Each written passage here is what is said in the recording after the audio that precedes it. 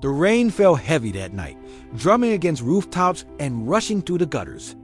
On the corner of Maple Avenue, a man stood still soaked, broken, staring at the ground as though the world had already buried him.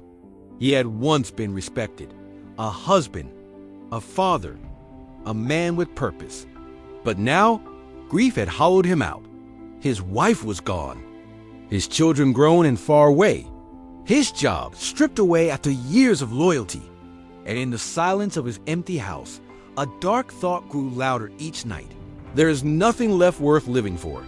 That evening, with trembling hands, he picked up the bottle of pills. The choice felt final. But then tires screeched. A moving truck stopped abruptly outside. Through the rain, voices rose. A family was moving into the house next door.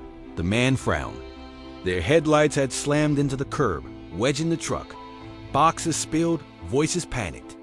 And against the weight of his despair, something inside him shifted. Without thinking, he put the pills down and stepped outside. Need a hand?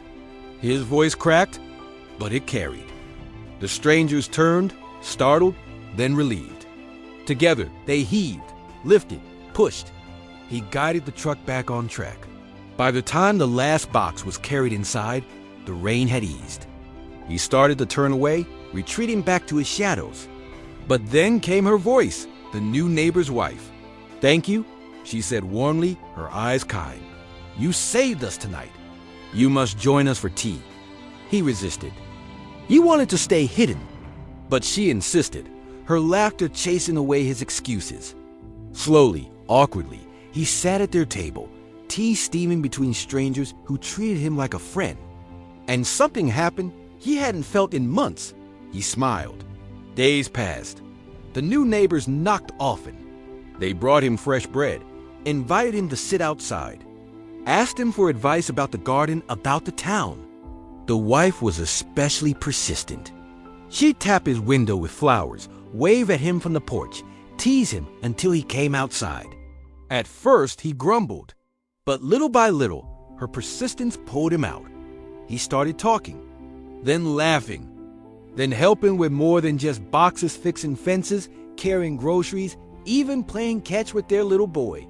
One evening, as the sun dipped low, he sat on his porch watching them. Their laughter carried across the yard, and for the first time in so long, his heart didn't feel heavy. It felt alive. The neighbors had no idea what they had saved him from. They didn't know about the pills he had left untouched. They didn't know that their simple kindness had given him a reason to step outside again. And that is the hidden truth of kindness. You never know whose life you're saving when you show up, when you smile, when you invite someone in. If this story moved you, let me know in the comments where you're watching from. Because sometimes a single act of kindness is enough to pull someone back from the edge.